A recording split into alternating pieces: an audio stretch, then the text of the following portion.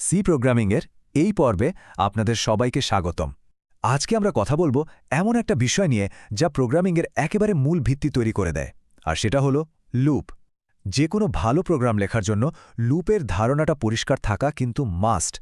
তো চলুন আর দেরি না করে শুরু করা যাক। আজকের আলোচনায় আমরা প্রথমে দেখব লুপ জিনিসটা আসলে কেন দরকার, তারপর এর বেসিক কনসেপ্টটা বুঝব, এরপর আমরা একে একে ওয়াইল, ডু ওয়াইল আর ফর লুপের গভীরে যাব, আর সবশেষে পুরো বিষয়টাকে এক জায়গায় এনে দেখব যে এই জ্ঞানটা দিয়ে সামনে কি করা যেতে পারে। তো প্রথম এবং সবচেয়ে জরুরি প্রশ্নটা হলো, আমাদের এই লুপের দরকারটা কি? চলুন একটা খুব সাধারণ উদাহরণ দিয়ে ব্যাপারটা বোঝার চেষ্টা করি। ধরুন আমাদের স্ক্রিনে 3বার হ্যালো প্রিন্ট করতে হবে।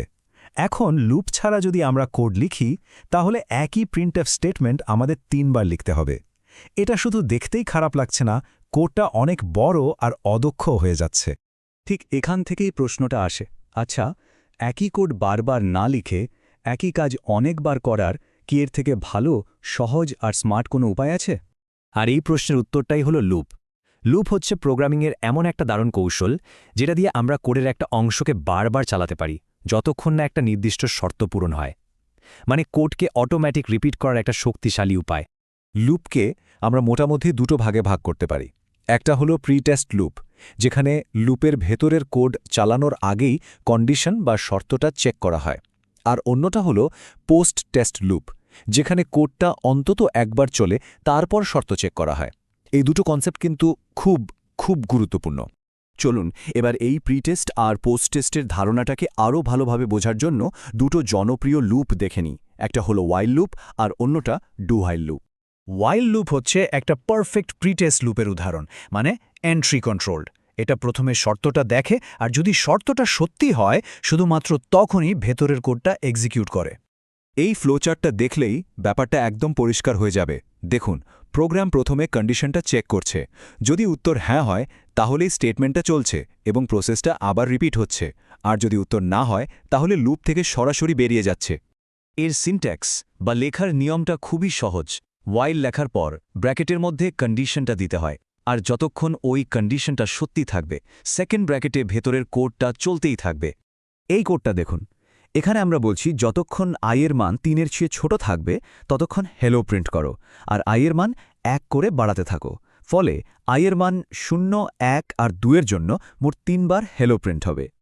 এবার আসি ডু ওয়াইল লুপে। এটা হলো একটা পোস্ট টেস্ট বা এক্সিট কন্ট্রোল লুপ।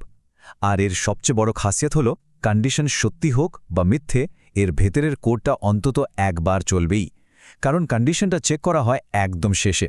এই ফ্লোচার্টটায় খেয়াল করুন ওয়াইল লুপের থেকে এটা কতটা আলাদা। এখানে প্রোগ্রাম কোনো কন্ডিশন চেক না করে সোজাসুজি লুপের বডিটা এক্সিকিউট করছে। কাজটা শেষ হওয়ার পর সে কন্ডিশন চেক করে ঠিক করছে যে আবার লুপটা চালানো হবে কিনা। এর গঠনেও দেখুন, ডু দিয়ে কোড ব্লকটা শুরু হচ্ছে আর ওয়াইল এবং তার কন্ডিশনটা থাকছে একেবারে শেষে। এই গঠনটাই নিশ্চিত করে যে কোডটা অ্যাটলিস্ট একবার চলবেই। এই কোডটাও আমাদের 3বার হ্যালো আউটপুট দেবে। কিন্তু মজার ব্যাপার হলো, এখানে যদি আইয়ের মান শুরুতেই 5 থাকত, তাহলেও কিন্তু হ্যালো একবার প্রিন্ট হতো, কারণ কন্ডিশনটা তো পরে চেক করা হচ্ছে। তাহলে মূল পার্থক্যটা কোথায় দাঁড়ালো? খুব সহজ। যখন এমন কোনো কাজ করতে হবে যেটা একবারও করার দরকার নাও হতে পারে, তখন আমরা ওয়াইল লুপ ব্যবহার করব। আর যখন কাজটা অন্তত একবার করতেই হবে, তখন আমাদের সেরা অপশন হলো ডু ওয়াইল লুপ। চলুন এবার প্রোগ্রামারদের সবচেয়ে পছন্দের লুপগুলোর একটা ফর লুপ নিয়ে কথা বলা যাক। যখন আমরা আগে থেকেই জানি যে একটা কাজ ঠিক কতবার করতে হবে, তখন ফর লুপ ব্যবহার করাটা সবচেয়ে সুবিধাজনক, কারণ এটা লুপের শুরু, শেষ আর প্রতি ধাপে পরিবর্তন এই সব কিছুকে এক লাইনে খুব সুন্দরভাবে গুছিয়ে রাখে। একটা ফর লুপের ব্র্যাকেটের মধ্যে মূলত 3টা অংশ থাকে।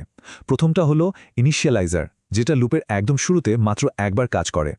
দ্বিতীয়টা হলো লুপ কন্ডিশন, যেটা প্রত্যেকবার লুপ চলার আগে চেক করা হয়। আর তৃতীয়টা হলো ইনক্রিমেন্ট বা ডিক্রিমেন্ট, যেটা প্রত্যেকবার লুপের কাজ শেষে এক্সিকিউট হয়। এই ফ্লোচার্টটা ফর লুপের কাজের ধারাটা খুব পরিষ্কারভাবে দেখাচ্ছে। প্রথমে ইনিশিয়ালাইজেশন, তারপর কন্ডিশন চেক, কন্ডিশন সত্যি হলে স্টেটমেন্ট এক্সিকিউশন, তারপর ইনক্রিমেন্ট এবং আবার কন্ডিশন চেক। এই চক্রটা চলতেই থাকে যতক্ষণ না কন্ডিশনটা মিথ্যে হচ্ছে। এর সিনট্যাক্সটাই এর সবচেয়ে বড় শক্তি। দেখুন, এই 3টা জরুরি অংশকে সেমিকোলন দিয়ে আলাদা করে এক লাইনেই লিখে ফেলা যায়। এটা কোডকে অনেক বেশি গোছানো আর সহজে পড়ার যোগ্য করে তোলে। আমাদের আগের উদাহরণটাই যদি দেখি I = 0 হল ইনিশিয়ালাইজার, I < 3 হল আমাদের কন্ডিশন, আর I++ হল ইনক্রিমেন্ট। এই পুরো প্যাকেজটা একসাথে কাজ করে স্ক্রিনে 3 বার হ্যালো প্রিন্ট করছে। কি দারুণভাবে গোছানো, তাই না? বেশ, আমরা তো 3টা গুরুত্বপূর্ণ লুপ দেখে ফেললাম। চলুন এবার পুরো আলোচনাটা একবার গুছিয়ে নিই আর বোঝার চেষ্টা করি যে এই লুপগুলো জানাটা কেন একজন প্রোগ্রামারের জন্য এতখানি জরুরি। আসলে লুপ আমাদের কোডের লাইন সংখ্যা অনেক কমিয়ে দেয়, কোডকে ছোট আর ম্যানেজ করা সহজ করে তোলে।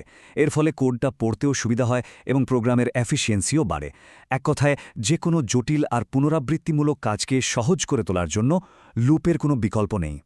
এখন যেহেতু আমরা while, do while, R for এই 3টি শক্তিশালী হাতিয়ারের ব্যবহার জেনে গেছি, আসল প্রশ্নটা হলো এগুলোকে কাজে লাগিয়ে একসাথে মিশিয়ে কি অসাধারণ জিনিস তৈরি করা সম্ভব।